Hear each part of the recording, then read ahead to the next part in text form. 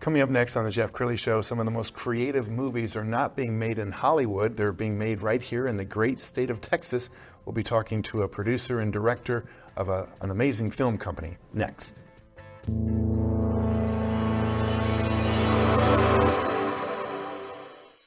Many are predicting that the worst is yet to come, which is unfortunate, said one person here.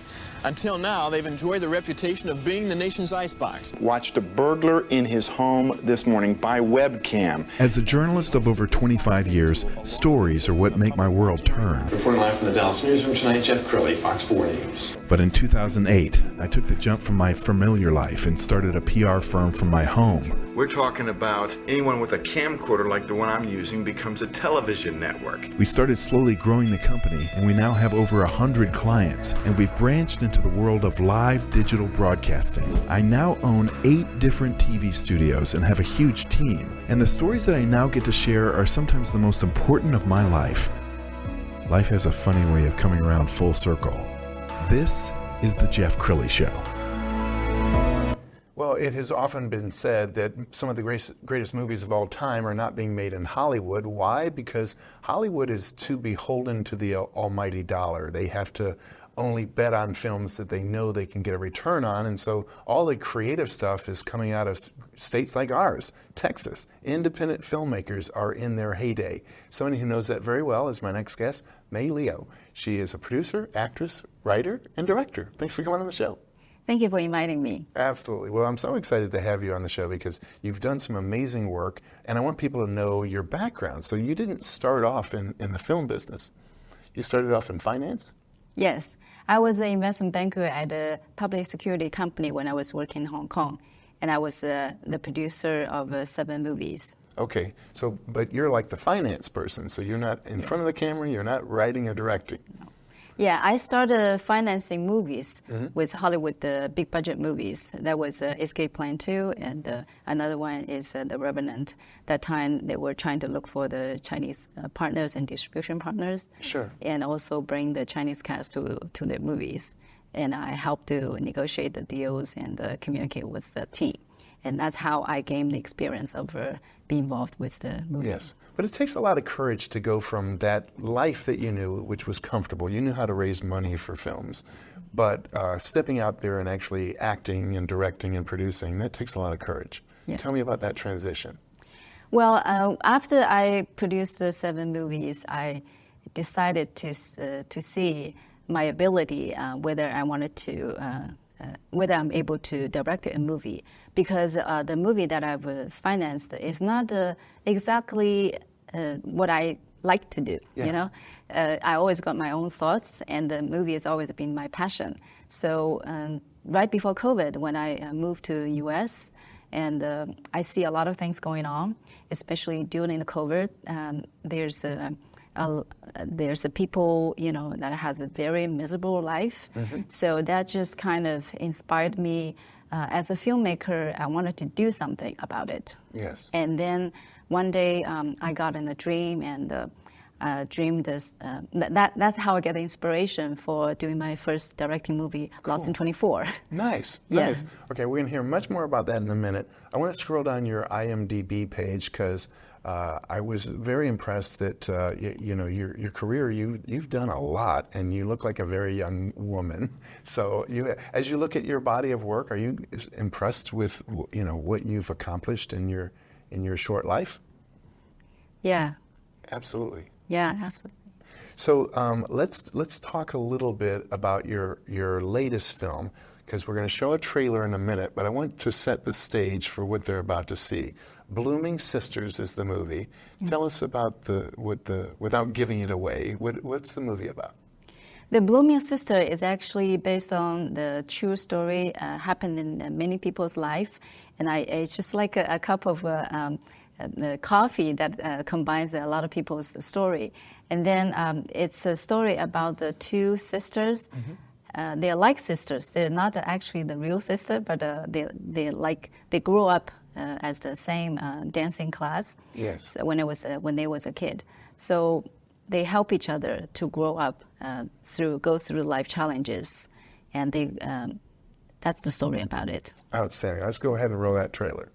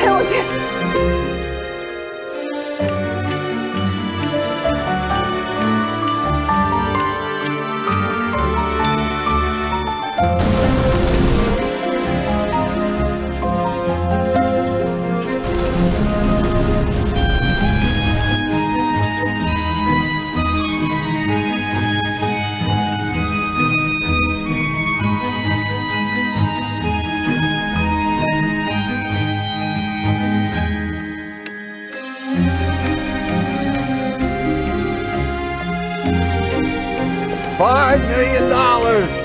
I'm okay.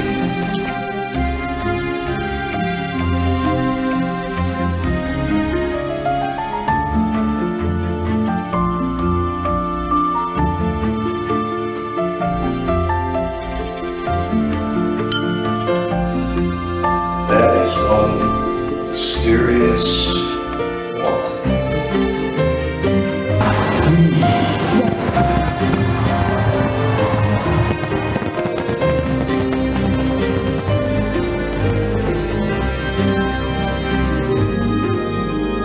All the world's a stage, and all the men and women merely players. Wow, yeah, I love the cinematography. I mean, it was beautifully shot. Tell us about the process, because sometimes you have this vision for a film, but everything has to work. The actors and actresses have to do their part.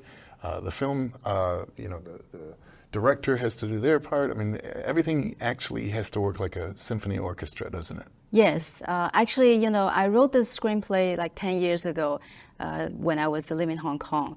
And I always wanted to film it, but it wasn't a good opportunity. I didn't get the good investor to get this happen.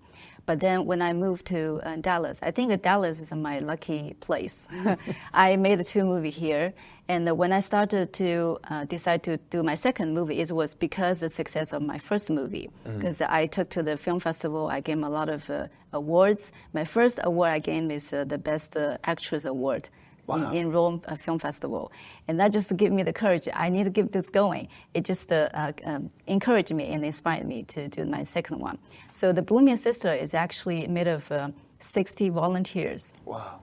So, because I'm the director, I know how much cost would it take if I really make it like a regular movie. But then just miracle happens, It just... Suddenly, I got the help from 60 volunteers to be my crew and be the cast. And everybody are so professionally, but they are not professional actors. Wow. And they listen to my instructions. And that's how we get this movie done within a week. Oh, my goodness. Yeah, we filmed the movie for a week. And then I did editing and everything, for a month or 2. Yes. And that time, I was lucky to get the Richard Tyson on board. And then that makes this movie more exciting because I like his performance. He's doing the counterparty, play the role of the investor. Yes. So we had a lot of fun when doing the film. And even his manager tell me, I never see a movie done like this before. Wow. Because at the beginning, they think it's impossible.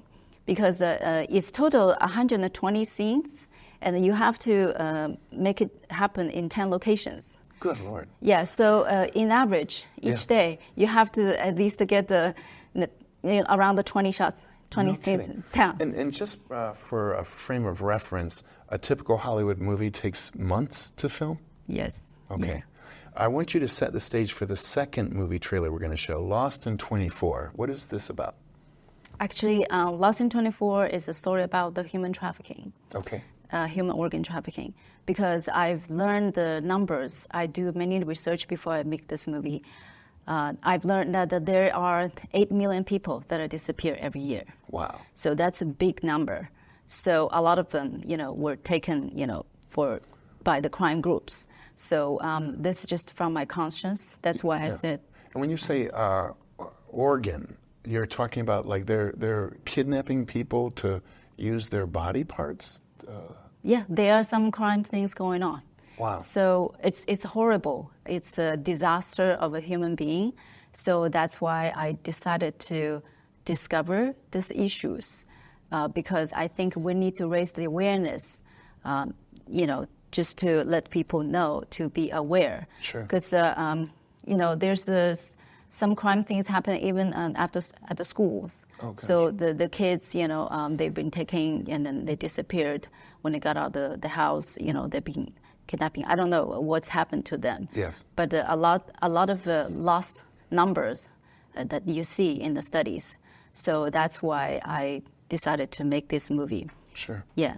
Okay, let's go ahead and roll that trailer.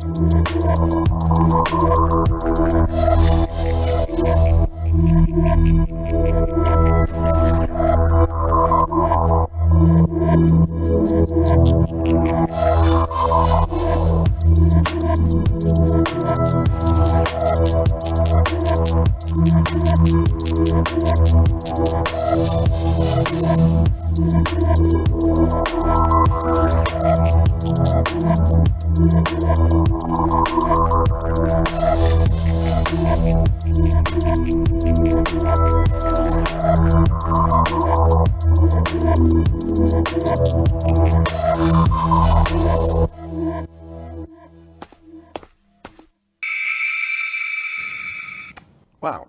May, I'm blown away. I had no idea that this was going on. Were most people shocked when they watched the movie? Were they too surprised that this was happening? Yes. A lot of people, they never heard about it. They never experienced that kind of life. So that's why I think it's necessary for me to make this movie, just to contribute to those lost lives that are suffered from those human trafficking. Yes. And how long did it take you to film this one? This one was initially set for a short film, but when I shoot it, I decided to make it the feature film. So I extended to be 16 minutes. So it took me 3 days filming. That's amazing. Yeah, because of the budget, I have a limited budget, so I have to get it done within a limited time. So that's why I made the full filming schedule.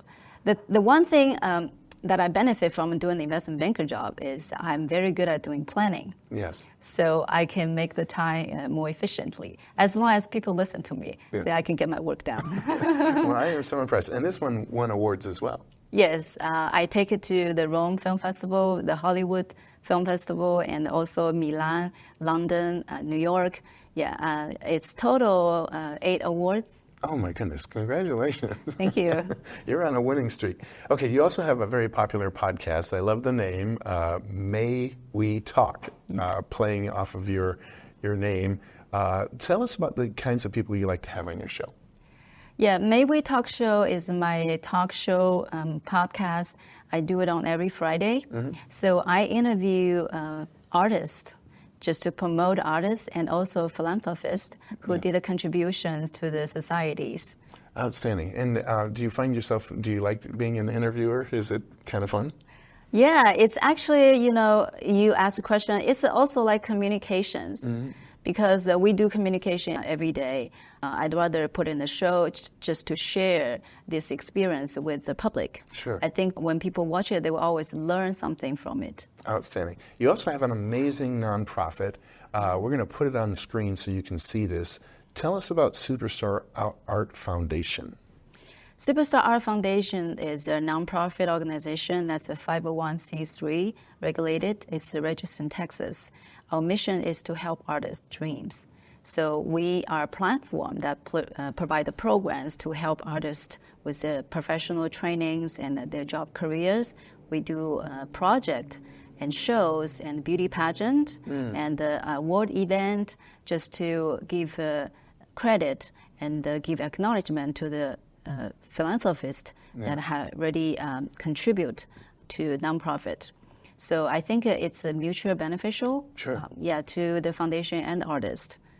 And tell me why giving back is so important to you. I think as an artist, you have your dream. when you get the art project done, you basically create your own influence to the society. Take movie, for instance. When you create a movie, when people see it, you basically create your influence to deliver the message to the public.